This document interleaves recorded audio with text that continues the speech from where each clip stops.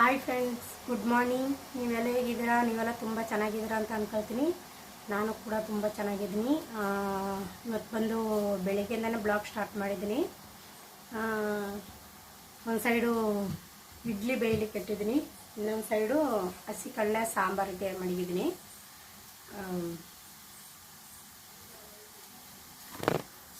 ನೋಡಿ, ಇಲ್ಲಿ ಇಡ್ಲಿ ಬೇಯ್ತಾ ಇದೆ, ಇಲ್ಲಿ ಹಸಿ ಕಡಲೆ ಸಾಂಬಾರು ಬೇಯ್ತಾ ಇದೆ. ಸಾಂಬಾರು ವಿಸಿಲ್ ಆಗಿದೆ, ಈಗ ನೋಡೋಣ.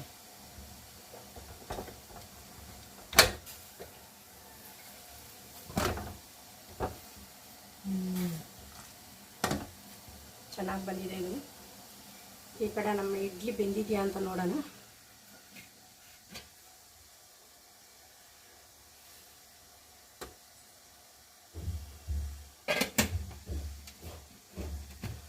ಸ್ವಲ್ಪ ಬೇಯಬೇಕು.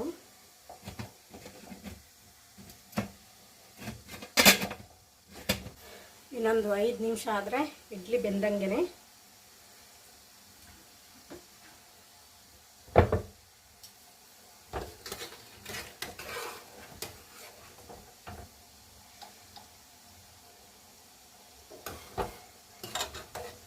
ಸಾಂಬಾರು ನೋಡಿ, ಹಸಿ ಕಡಲೆ ಮತ್ತು ಆಲೂಗಡ್ಡೆ 2 ಹಾಕಿದ್ದೆ. ಕಾಳು ಚೆನ್ನಾಗಿ ಬೆಂದಿದೆ.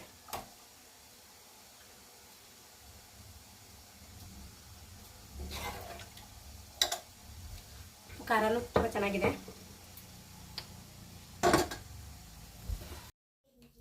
ಫ್ರೆಂಡ್ಸ್, ಇಡ್ಲಿ ನೋಡಿ ಎಷ್ಟು ಚೆನ್ನಾಗಿ ಬಂದಿದೆ ಅಂತ.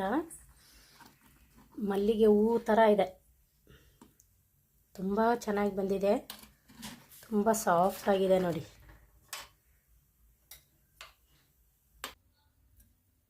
ನೋಡಿ ಎಷ್ಟು ಚೆನ್ನಾಗಿ ಬಂದಿದೆ ಅಂತ. ತುಂಬ ಚೆನ್ನಾಗಿ ಬಂದಿದೆ ಇಡ್ಲಿ. ಫ್ರೆಂಡ್ಸ್, ನಾನು ಚಿನಿಮಾ ತಿಂಡಿ ತಿಂತಾಯಿದ್ವಿ. ನಮ್ಮ ಮನೆಯವರು ತಿಂಡಿ ತಿನ್ಕೊಂಡು ಕೆಲಸಕ್ಕೆ ಹೋದರು. ಅವ್ರು ಹೋದಾದ್ಮೇಲೆ ನಾನು ಮತ್ತು ನಮ್ಮ ಚಿನಿಮಾ ತಿಂಡಿ ತಿಂತಾಯಿದ್ವಿ. ಇಡ್ಲಿ ಮಾತ್ರ ಸೂಪರಾಗಿ ಬಂದಿದೆ. ನಾನು ಇಡ್ಲಿ ಅಷ್ಟು ಇಷ್ಟಪಡಲ್ಲ, ಇಡ್ಲಿ ತಿನ್ನಲಿಕ್ಕೆ. ಆದರೆ ಈ ಇಡ್ಲಿ ನೋಡೋಕ್ಕೆ ತುಂಬ ಚೆನ್ನಾಗಿತ್ತು, ಆಮೇಲೆ ತುಂಬ ಸಾಫ್ಟಾಗಿತ್ತು. ತುಂಬ ಚೆನ್ನಾಗದೆ ಅಂತ ಹೇಳ್ಕೊಂಡು ತಿಂತಾಯಿದ್ದೀನಿ. ಸಾಂಬಾರು ಅಷ್ಟೇ ತುಂಬ ಚೆನ್ನಾಗಿತ್ತು.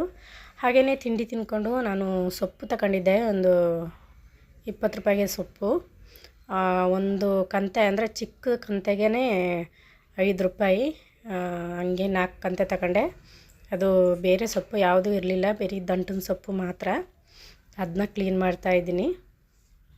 ಚಿನಿಮ ನೋಡಿ ಏನೇನೋ ಮಾತಾಡ್ತಿದ್ದಾಳೆ ನೋಡಿ. ಇದೇ ಸೊಪ್ಪು, ದಂಟಿನ ಸೊಪ್ಪು. ಹಾಗೆಯೇ ಸೊಪ್ಪೆಲ್ಲ ಕ್ಲೀನ್ ಮಾಡಿ ಇಟ್ಟಾಯಿತು. ಈಗ ನಮ್ಮ ಚಿನಿಮ ಏನು ಮಾಡ್ತಿದ್ದಾಳೆ ಅಂತ ನೋಡೋಣ ಬನ್ನಿ. ಬರಿತಾ ಕೂತಿದ್ಲು, ಏನು ಬರಿತಾವಳೆ ಅಂತ ನೋಡೋಣ.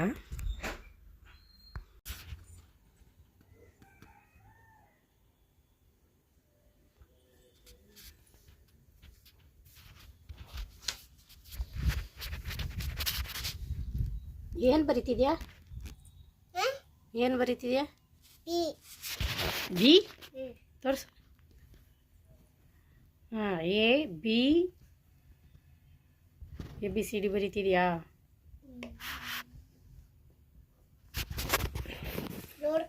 ಹ್ಞೂ,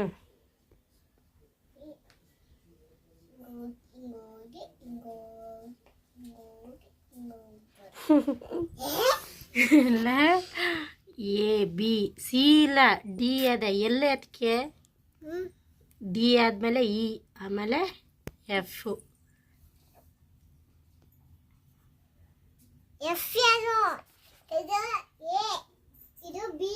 ಸಿ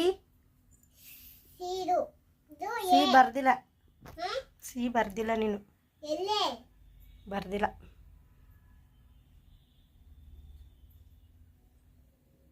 ಅಳಿಸ್ಬಿಟ್ಟು ಸುರಿಂದ ಬರಿ, ಫಸ್ಟಿಂದ ಬರಿ, ಅಳಿಸ್ಬಿಟ್ಟು.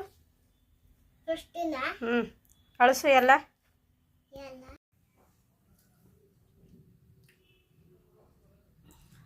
ಫ್ರೆಂಡ್ಸ್, ಊಟ ಮಾಡಿಕೊಂಡು ಸ್ವಲ್ಪ ಹೊತ್ತು ಮನಗಿದ್ದೆ.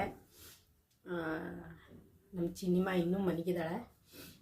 ಮನಗಿದ್ದು ಎದ್ದು ಈಗ ಬಂದು ಸ್ವಲ್ಪ ಬಿಸಿನೀರು ಕಾಯಿಸ್ಕೊ ಕುಡಿತಾ ಇದ್ದೀನಿ.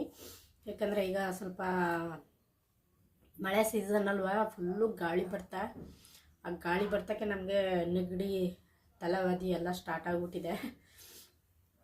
ಅದಕ್ಕೆ ತಣ್ಣೀರು ಕುಡಿಯೋಕ್ಕಾಗಲ್ಲ ಅಂದ್ಕೊಂಡು ಬಿಸಿನೀರು ಕುಡಿತಾ ಇದ್ದೀನಿ. ಈಗಲೂ ಸಹ ಚಳಿ, ಆ ಥರ ಫುಲ್ಲು ಚಳಿ ಗಾಳಿ ಬೀಸ್ತದೆ.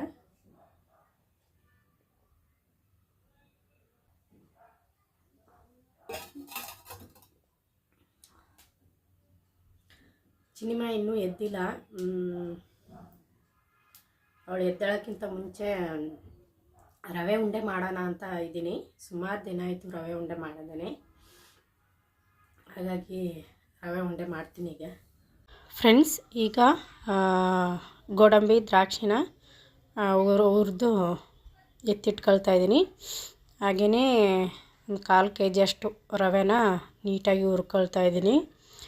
ಜಾಸ್ತಿ ಕ್ವಾಂಟಿಟಿಯಲ್ಲಿ ಮಾಡಲ್ಲ, ಸ್ವಲ್ಪನೇ. ಈಗ ರವೆ ಎಲ್ಲ ಹುರಿದಾಗಿದೆ, ಅದಕ್ಕೆ ನಾನು ಸ್ವಲ್ಪ ಕಾಯಿ ತುರಿ, ಗೋಡಂಬಿ, ಹುರಿದಿಟ್ಟ ಗೋಡಂಬಿ ದ್ರಾಕ್ಷಿ ಇದಿಷ್ಟು ಹಾಕಿ ನೀಟಾಗಿ ಹುರ್ಕೊಳ್ತಾ ಇದ್ದೀನಿ.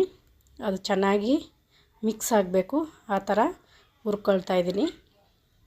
ಆಮೇಲೆ ಸೈಡಲ್ಲಿ ನಾನು ಸಕ್ಕರೆ ಪಾಕನೂ ಮಾಡಿ ಇಟ್ಟಿದ್ದೆ, ಅದನ್ನ ಈಗ ಹಾಕ್ಕೊಳ್ತಾ ಮಿಕ್ಸ್ ಮಾಡ್ತಾಯಿದ್ದೀನಿ. ಚೆನ್ನಾಗಿ ಮಿಕ್ಸ್ ಮಾಡಿಬಿಟ್ಟು ಇದೊಂದು 5 ನಿಮಿಷ ರೆಸ್ಟಿಗೆ ಬಿಡ್ತೀನಿ. ಫ್ರೆಂಡ್ಸ್, ನಾನು ಸಕ್ಕರೆ ಪಾಕಲ್ಲಿ ಹಾಕಿ ಒಂದು 10 ನಿಮಿಷ ಮುಚ್ಚಳ ಮುಚ್ಚಿ ಬಿಟ್ಟಿದ್ದೆ. ಈಗ ಉಂಡೆ ಕಟ್ಟಲಿಗೆ ಸರಿಯಾದ ಹದದಲ್ಲಿದೆ. ಈಗ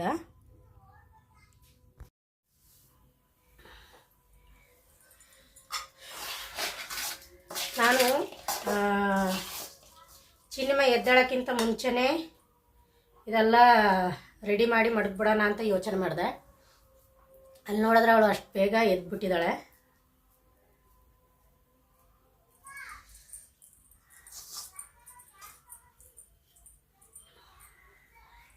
ಒಂದು ಸ್ವಲ್ಪ ಬಿಸಿಯಲ್ಲಿದೆ. ಈ ಥರ ಬಿಸಿಯಲ್ಲಿ ಇದ್ರೇ ಅದು ಉಂಡೆ ಕಟ್ಟಲಿಕ್ಕೆ ಸರಿಯಾಗೋದು. ನಾನು ಚಿಕ್ಕ ಚಿಕ್ಕ ಉಂಡೆ ಕಟ್ತೀನಿ. ರವೆ ಉಂಡೆ ಅಂದರೆ ನಮ್ಮ ಮನೇಲಿ ಎಲ್ಲರಿಗೂ ಇಷ್ಟನೇ, ನಮ್ಮ ಮನೆಯವ್ರು ಸಹ ಇಷ್ಟಪಟ್ಟು ತಿಂತಾರೆ. ಈ ಥರ ಉಂಡೆಯಲ್ಲಿ ಕಟ್ಟಿದ್ದೀನಿ. ಇವಾಗೊಂದು ಚಿಕ್ಕ ಉಂಡೆ ಕೊಟ್ಬಿಡೋಣ. ಅದು ಇನ್ನೂ ಸೆಟ್ ಹಾಕಬೇಕು. ಉಂಡೆ ಕಟ್ಟಿ ಸ್ವಲ್ಪ ಹೊತ್ತು ಮಡಗಿದ್ರೆ ಅದು ಸೆಟ್ ಆಗುತ್ತೆ. ರವೆ ಉಂಡೆ ನೀ ಕೇಳ್ತೀಯಲ್ಲ ಏನಾದ್ರು ತಿನ್ನಕ್ಕೆ ಕೊಡು ಅಂತ, ಅದಕ್ಕೆ ರವೆ ಉಂಡೆ ಮಾಡ್ತಿರೋದು. ಆಯ್ತಾಯ್ತಾಯ್ತು. ಇವಳು ಏನು ಮಾಡ್ತಾಳೆ ಗೊತ್ತಾ, ಈಗ ನನ್ನ ಮುದ್ದು ಮಾಡ್ತಾಳೆ. ಅವ್ರ ಅಪ್ಪ ಬಂದಮೇಲೆ ಏನು ಹೇಳ್ತಾಳೆ ಅಂದರೆ, ಅಪ್ಪ ನಮಗೆ ಮಮ್ಮಿ ಬೇಡ, ಕಳಿಸ್ಬಿಡಮ್ಮ ಅವ್ರ ಊರಿಗೆ ಅಂತ ಹೇಳ್ತಾಳೆ. ಈಗ ಮಾತ್ರ ಅವಳಿಗೆ ಮಮ್ಮಿ ಬೇಕು ಅವಳಿಗೆ. ಅವರಪ್ಪ ಬಂದಮೇಲೆ ಚೇಂಜ್ ಆಗಿಬಿಡ್ತಾಳೆ ಅವಳು, ಅಲ್ವಾ? ಇಲ್ಲ ಮತ್ತೆ ನೆನ್ನೆ ಮಮ್ಮಿನ ಕಳಿಸ್ಬಿಡೋಣ ಅಂತಿದ್ದೆ. ಹಾಂ, ಮಮ್ಮಿನ ಅವ್ರ ಮನೆಗೆ ಕಳಿಸ್ಬಿಡೋಣ, ಅವ್ರ ಮಮ್ಮಿ ಮನೆಗೆ ಅಂತ ಇದ್ದಲ್ಲ, ನಾವು ಹೋಗ್ಲಾ ನಮ್ಮ ಮಮ್ಮಿ ಮನೆಗೆ? ಹಾಂ, ಬೇಡ ಬೇಡ, ಇದೇ ಇರಲಿ, ಇದೇ ಸಾಕು. ನಾನು ಸ್ವಲ್ಪ ಕ್ವಾಂಟಿಟಿಯಲ್ಲಿ ಮಾಡಿದ್ದೀನಿ, ಜಾಸ್ತಿ ಏನು ಮಾಡೋಕ್ಕೆ ಹೋಗಲಿಲ್ಲ. ಒಂದು ಸ್ವಲ್ಪ, ಯಾಕಂದರೆ ಜಾಸ್ತಿ ಮಾಡಿಬಿಟ್ರೆ ಇವರು ಅದನ್ನೇ ತಿಂತಾ ಇರ್ತಾರೆ. ಬಿಸಿ ಅದೇ ನಮ್ಮ ಚಿನ್ನಿಮ ಆಯಿತು. ಹಿಂದೆ ಕುತ್ಕೊಂಡ್ರಿ. ನಮ್ಮ ಚಿನ್ನಿಮ ಆಯ್ತು ಏನಾದರೂ ಸಿಹಿ ಮಾಡಿ ಮಡಗಿದ್ರೆ ಗಳಿಗಳಿಗೂ ಈಸ್ಕೊಂಡು ತಿಂತಾ ಇರ್ತಾಳೆ. ಅದಕ್ಕೆ ಸ್ವಲ್ಪ ಸ್ವಲ್ಪ ಮಾಡಿ ಮಡಗೋದು. ಆಮೇಲೆ ಸಿಹಿ ಜಾಸ್ತಿಯಾಗಿ ಸಿಂದುಬಿಟ್ರೆ ಅವರು ಊಟನೂ ಸೇರಲ್ಲ, ಅವ್ರಿಗೆ ಏನೂ ಸೇರಲ್ಲ. ನಮ್ಮ ಚಿನ್ನಿಮ ಅಂತೂ ಊಟನೇ ಮಾಡಲ್ಲ, ಹಂಗಾಗ್ಬಿಡ್ತಾರೆ. ಅದಕ್ಕೆ ನಾನು ಏನೇ ಮಾಡಿದ್ರು ಸ್ವಲ್ಪನೇ ಮಾಡೋದು.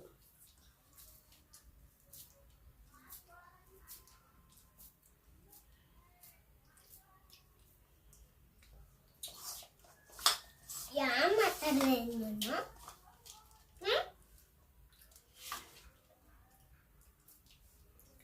ಆಮೇಲೆ ಕಾಯಿ ತುರಿ ಸಹ ನಾನು ಸ್ವಲ್ಪನೇ ಹಾಕ್ಕೊಂಡಿದ್ದೀನಿ, ಯಾಕಂದರೆ ಈಗ ಕಾಯಿ ರೇಟ್ ಮಾತ್ರ ಚಿನ್ನದ ರೇಟೇ ಆಗಿಬಿಟ್ಟಿದೆ. ಒಂದು ಕಾಯಿಗೆ 70-80 ರೂಪಾಯಿ ಕೊಡಬೇಕು. ಅದು ಎಷ್ಟು ದಪ್ಪ ಇರುತ್ತೆ ಅಷ್ಟೇ. ಸುಮ್ಮನಿರು. ನೋಡಿದ್ರ ಇಲ್ಲಿ ಉಂಡೆ ಕಟ್ಟಕ್ಕೆ ಬಿಡ್ತಾ ಇಲ್ಲ ಇವಳು. ಎತ್ಕ ತಿಂತಾ ಇದ್ದಾಳೆ. ಈಗಲೇ ಖಾಲಿ ಮಾಡ್ತಾ ಇದ್ದಾಳೆ ಅವಳು. ಉಂಡೆ ಕಟ್ಟಿದ ಮೇಲೆ ಕೊಡಲ್ಲ ನಿಂಗೆ. ಆಮೇಲೆ ಅದಕ್ಕೆ ಅದಕ್ಕೆ ಕಾಯಿ ರೇಟು ಜಾಸ್ತಿ ಇರೋದ್ರಿಂದ ಮುಂಚೆ ಏನಾಯ್ತು ಅಂದರೆ ಒಂದೊಂದು ಕಾಯಿ ಒಡೆದ್ಬಿಟ್ರೆ ನಾನೇನು ಮಾಡ್ತಿದ್ದೆ, ಒಂದು ಅರ್ಧ ಹೋಳು ಸಾಂಬಾರು ಮಾಡಿದ್ರೆ ಇನ್ನೊಂದು ಅರ್ಧ ಹೋಳು ವೇಸ್ಟ್ ಆಗಿಬಿಡ್ತಿತ್ತು. ಈಗ ನೆನೆಸ್ಕೊಂಡ್ರೆ ನನಗೆ ಹೊಟ್ಟೆ ಉರಿತದೆ. ಕಾಯಿ ರೇಟು ಇಷ್ಟೊಂದಿದೆಲ್ಲ. ಆವಾಗ ನಾನು ವೇಸ್ಟ್ ಮಾಡ್ತಿದ್ದೆ, ಇವಾಗ ವೇಸ್ಟ್ ಮಾಡೋಕ್ಕೆ ಹೊಟ್ಟೆ ಉರಿತದೆ. ಅದಕ್ಕೆ ಕಾಯಿಗಳಿಗೆಲ್ಲ ಎಲ್ಲಿ ಸಿಕ್ಕೋದೇ ಇಲ್ಲ ಕಾಯಿಗಳು. ಮುಂಚೆ ಆದರೆ ನಮ್ಗೆ ಮೊಟ್ಟೆ ಎಲ್ಲ ತಗೊಬಂದು ಹಾಕ್ತಾರಲ್ಲ, ಅವರು ಕಾಯಿ ತಗೊಬಂದು ಕೊಡ್ತಾಯಿದ್ರು. ಈಗ ಅವರೇ ಹೇಳ್ತಾರೆ ಕಾಯಿಗಳು ರೇಟ್ ಜಾಸ್ತಿ ಆಗಿಬಿಟ್ಟು ತರಲಿಕ್ಕೆ ಆಯ್ತಾ ಇಲ್ಲ ಅಂತ ಅವರೇ ಹೇಳ್ತಾರೆ. ನೋಡಿ, ಒಂದೊಂದು ಟೈಮಲ್ಲಿ ಯಾವ ಥರ ಐಟಮ್ಗಳಿಗೆಲ್ಲ ರೇಟ್ ಏರ್ಬಿಡ್ತದೆ ಅಂತ. ಫ್ರೆಂಡ್ಸ್, 13 ಉಂಡೆ ಆಗಿದೆ ನೋಡಿ. ಅದರಲ್ಲಿ ನಾನು ಚಿಕ್ಕ ಚಿಕ್ಕ ಉಂಡೆ ಮಾಡಿರೋದು. ಇದೀಗ ಇವಳಿಗೆ ಕಾಣೋದಂಗೆ ಎಲ್ಲಾದ್ರೂ ಮುಚ್ಚಿ ಮಡಗ್ಬಿಡ್ಬೇಕು. ಇಲ್ಲ ಅಂದರೆ ಅದು ಸೆಟ್ ಆಗೋಕ್ಕಿಂತ ಮುಂಚೆನೇ ಎಲ್ಲ ಈಸ್ಕೆ ತಿನ್ಕೊಬಿಡ್ತಾಳೆ. ಅದು ಬಿಸಿ ಆರಿ ಸೆಟ್ ಆಗಬೇಕು, ಅವಾಗ ತಿನ್ನಕ್ಕೆ ಚಂದ. ಈಗಲೇ ಕೊಡಲ್ಲ. ಸುಮ್ಮನೆ ಮುಕ್ಕೊಂಡಿದ್ದೀನಿ, ಸುಮ್ಮನೆ ಕುಡಿ ನೀನು. ಕೆರೆದು ಫ್ರೆಂಡ್ಸ್, ಈಗ ಒಂದು ಲೋಟ ಕಾಫಿ ಕಾಯಿಸ್ಕೊಂಡಿದ್ದೀನಿ. ಇವಳಿಗೆ ಬಂದು ಹಾರ್ಲಿಕ್ಸು, ನನಗೆ ಕಾಫಿ ಇಟ್ಕೊಂಡಿದ್ದೀನಿ.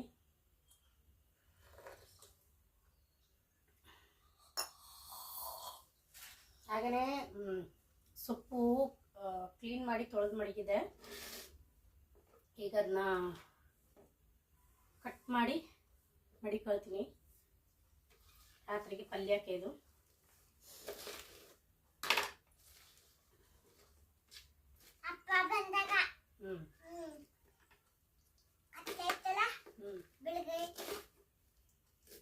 ಬೆಳಿಗ್ಗೆ ಆಗಲ್ಲ, ಸಾಯಂಕಾಲ. ಫ್ರೆಂಡ್ಸ್, ಈ ವಿಡಿಯೋನ ನಾನು ಇಲ್ಲೇ ಎಂಡ್ ಮಾಡ್ತೀನಿ. ಇನ್ನು ನಾಳೆನೇ ವಿಡಿಯೋದಲ್ಲೇ ಸಿಗ್ತೀನಿ. ಯಾರು ನನ್ನ ಚಾನಲ್ನ ಫಸ್ಟ್ ಟೈಮ್ ನೋಡ್ತಿದ್ದೀರೋ ದಯವಿಟ್ಟು ಸಬ್ಸ್ಕ್ರೈಬ್ ಮಾಡ್ಕೊಂಡು ನೋಡಿ ಅಂತ ಕೇಳ್ಕೊಳ್ತೀನಿ.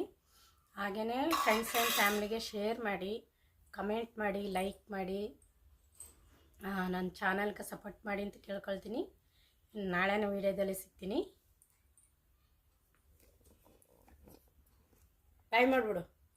ಬಾಯ್.